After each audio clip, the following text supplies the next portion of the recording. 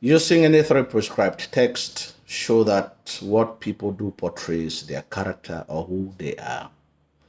Candidates are reminded that this is a question on character portrayal and identify the actions that characters carry out in the selected text and show how these actions portray their personalities. In Twilight of Misty Foliage, Cardinal Pontchueng is appointed cardinal at an early age because he is very spiritual.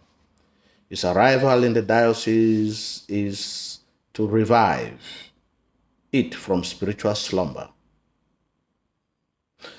His sermons are soul-searching and inspiring, making the Christians who start boycotting Reverend Rodberger's sermons. He has never had a scandal attached to his pastoral work, and he is interested to bring development to the people. He is meticulous and level-headed as he counts the money to ensure that the right amount has been given to him.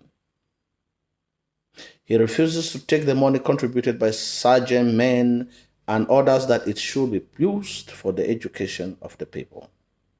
The cardinal receives a home loan warmly, and despite the harm inflicted on him, he forgives them and their master.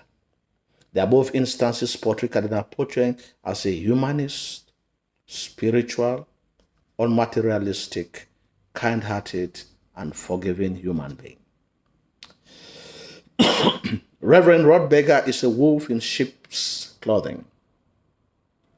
The documents that have been found at the old council building to testify the fact that sergeant elders, including Reverend Rodberger, had connived with the local authorities or administrators in a conspiracy involving money to strip Sambis of the administrative unit. Reverend Rodberger lives a scandalous life, and he is a notorious womanizer who has fathered 4 children with 4 mistresses. His presence in every diocese had kept the Reverend sisters nervous, and they do well to avoid him or be in his presence without company. The clergyman participates and orchestrates evil in the society. We are also made to understand that there is a lot of corruption in the society and the church, as Reverend Rodberger has been sent on a special mission with a sum of 40 million francs, but he already hatches a plan to embezzle part of the money. During the consultation talk, he adds the name of sergeant men to swell the number of Sambis delegation in order to tilt the discussion in favor of sergeant. It is also a plan to inflate the amount of money that will be signed out by the participants to justify the expenditure of the money given to him by the church. He connives with Mponwe to make the participants sign out 50,000 francs instead of the 500,000 francs each. There is hatred, jealousy, and envy among clergymen and within the church. Reverend Rodberger hates Cardinal Pontchueng for his charisma, popularity, and for opening the eyes of many parishioners. Reverend Rodberger continuously blames Cardinal Pontchueng for the change of attitude in Sambis and the boycott of doctrinal classes and examination. The envy takes the form of a monster when Reverend Rodberger hires some assassins to eliminate Cardinal Pontchueng and throw his body in the sea to be eaten by fish. The church has become tired of Reverend Rodberger's scandalous life and had warned to defrock him if he gets entangled in another scandal. Although he had warned the Woodlums to do a clinical job, they expose him as the mastermind of the heinous crime that they commit. Although he is given a 10-year suspended sentence, the church defrocks him, asks him to quit the church premises, and he leaves a threatening note that he will be back. This portrays him as being corrupt, hypocritical, immoral, and evil-minded. Mponwe is another character in the novel who must be shunned by society. Mponwe collects money before he is motivated to swing into action and do his duty. He collects money from Reverend Rotberger before they go to Sambis to handle the matter concerning the examination boycott of the final exam for the doctrinal classes. He also makes sure that the trips are frequent in order to get more money for fuel. Mponwe makes the delegates at the consultative meeting to sign a participation fee of 50,000 francs each instead of 500,000 francs. The spaces of the ejected participants are filled and money signed against their names, which ends up in the pockets of Mponwe and Reverend Rotberger. He is corrupt and materialistic. Professor BMI has a dual personality in the novel. Akpe expresses undiluted love for BMI, to whom they are not related in any way. He gives him shelter, sends him to a good school, and puts up with his excesses in womanizing. He also pays a deaf ear to the negative comments that he makes about him for his failure in school. He also gives him a huge amount of money to start a business of his choice, but he squanders the money given to him. Unfortunately, he spreads rumors that Akpe had not paid his tuition. He insults him everywhere he goes. He joins the camp of his benefactor's enemies. He destroys and destabilizes Akpe's household through some children. He also goes mystical, seeking Marabout to eliminate Akpe or any member of his family, but he fails. He is portrayed as being ungrateful. On the other hand, he makes a U-turn around with his life and becomes one of the most vocal persons against Sajem's marginalization of Sambis. Excuse me. He insists on the non-participation of the infiltrated men in the Sambis delegation in the meeting and refuses to take bribe from Mponwe, portraying him as being outspoken, critical, bold, and incorruptible. In Unanswered Cries, Yapose is the Digba Sowe, and she is believed to have powers to communicate with the Bondo spirits and gods. She wants Olabisi to be circumcised because she had defiled her daughter, portraying her as vindictive. She also threatens Makalai that something bad will happen to her pregnancy if she does not bring Olabisi to the Bondo camp, portraying her as being authoritative and superstitious. She goes to Freetown to defend the cause of the Bondo court and its importance to womanhood, portraying her as a traditionalist and a superstitious woman. Makalai believes in the Bondo spirit and the significance of having her daughter circumcised. She will stop at nothing to take her to the Bondo camp because she is afraid that the Bondo spirits may come after her, portraying her as being superstitious. Although she is circumcised, she has had many men in her life, portraying her as being promiscuous. She is very firm with Olabisi. She slaps her and insults her of being a boker. She also calls her the escape chaser and an irresponsible father, portraying her as being insultive and violent. Olabisi refuses that she will not be circumcised and runs away to Freetown, where she goes through the ordeal of the court to give a favorable verdict. She also fights and empowers her captors in the Bondo camp, portraying her as being rebellious and determined. She also asks Rugiato if she is a boker and tears her pant to see her private, portraying her as being inquisitive. Nevertheless, her mother discovers that she is no longer a virgin because she has been sexually active with Edward Cole. She is humiliated by the revelation and apologizes to her father portraying her as being apologetic and concerned about her father's feelings. Ade Jones has so many women in his life, portraying him as a promiscuous man. He also tells Oya that he and Yamide are ordinary friends, whereas they are dating, portraying him as being hypocritical. On the other hand, he refuses that his daughter should not go through the painful and risky enterprise of female circumcision. He challenges Makalai in court, and the verdict is given in his daughter's favor, portraying him as a loving father. In The Old Man and the Sea, Martin is a kind-hearted fellow who sends food and beer to Santiago, knowing fully well that the old man has nothing to eat because he has not caught a single fish for days. The fact that he identifies Santiago's needs and comes to the rescue portrays him as being loving and compassionate. Manolin is a child with a golden heart.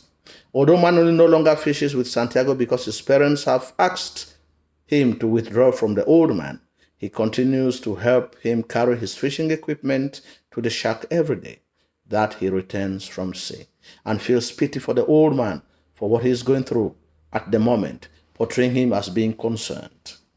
He also offers him a beer at the terrace and keeps him company as they discuss about the day's activity at sea. The boy has absolute confidence in Santiago, and this is one of the things that keeps Santiago hoping, despite the mockery from the other fishermen who think that he is a failure. Manolin gets baits for him, which he uses to take to sea. He also gets for him the day's newspaper from the bodega and shares in his conversation about American baseball, portraying him as loving and caring. Manolin looks for fresh sardines for baits and tells the old man that he wants to go fishing with him again, but Santiago refuses. He helps to take his fishing equipment down to the shore, gets him a cup of coffee, and wishes him good luck before he goes into the sea. He tells Santiago to keep warm because winter is fast approaching, and also thinks of giving him a new clothes to keep him warm. Manolin shed tears when Santiago returns home bruised, exhausted, but alive. The old man wakes him up and finds out that he had looked for him. He brings him coffee and watches him as he sleeps, crying, portraying him as being kind and compassionate to human suffering. Santiago is a strong old man indeed. Santiago is at sea alone and does this daily, despite not coming back home with a catch. He regrets the absence of Manolin and wishes that he were there to have someone to talk to as he goes deep into the sea. During the struggle with the Marlin, it is the thought of Manolin that gives him the courage to fight and put up with an epic fight with the Marlin.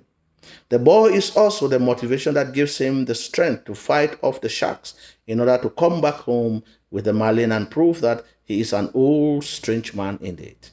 Despite his heroic fight with the shark, he loses all the meat of the Marlin and only brings the skeleton to the shore, portraying him as brave, enduring, and determined. He also thinks about the hand game with the Negro in Cienfuegos, from Cienfuegos in Casablanca, and how he had won, despite all odds, giving him the title El Campeón, highlighting or portraying him as someone who is enduring. In The Swamp Dwellers, Awuchike goes to the city, and in a decade he has become a rich timber merchant and rich beyond imagination. He has made a lot of wealth, and it has corrupted his soul to the point that he has cut off all ties with his father and his parents. No word is heard about him. The family considers him dead. Above all, he uses his wealth to seduce his brother's wife and takes him away from her.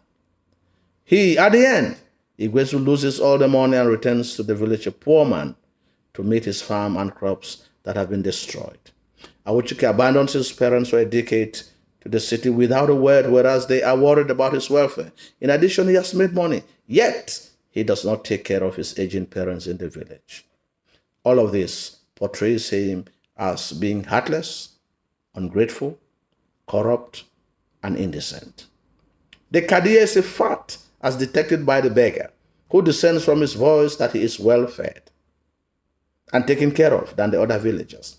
He steals the offerings which the people offer to the serpent god and consumes it, leaving the serpent deity unsatisfied. The catastrophe on the crops might be attributed to the dissatisfaction of the serpent of the swamp. The betrayal of function by the Kadia makes Igwezu to become very critical and ask him very challenging questions. He wonders why he has not been able to succeed, despite the fact that he had given the demanded sacrifice. The character of the Kadia portrays him as being greedy, hypocritical, and corrupt. Makuri and Alu love for one another. It's mutual and reciprocal. Makuru believes in Alu's faithfulness and loyalty to him. Although the traders from the city had come with money, none had been able to seduce Alu. Makuru stops Alu from going out to the swamp to look for Egwezu because it is dangerous.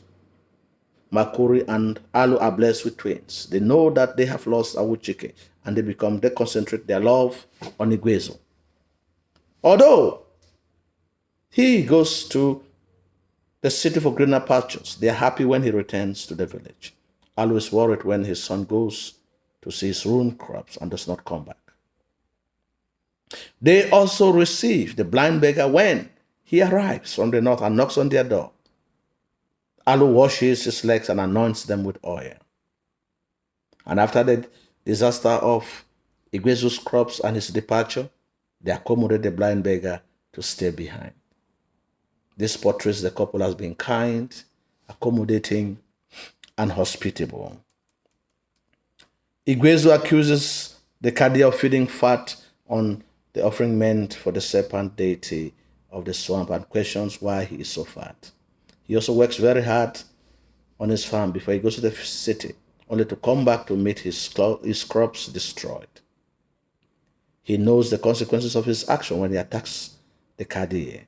This portrays him as being rebellious and hardworking. Lastly, the blind beggar is blind, but despite his handicapped nature, he does not want to live on charity. He travels a long distance from the drought-stricken north in order to find a piece of land that will be cultivated and he can grow crops on it. He desires to turn what is dead to something that is alive by using his hand. He does not want to go to the city and beg like the others. He refuses to receive alms from the Kadia because he wants to earn a decent living. And he deciphers that the Kadia is corrupt.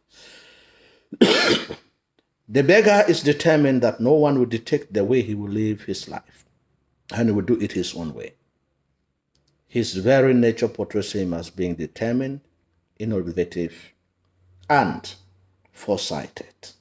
Thanks for listening.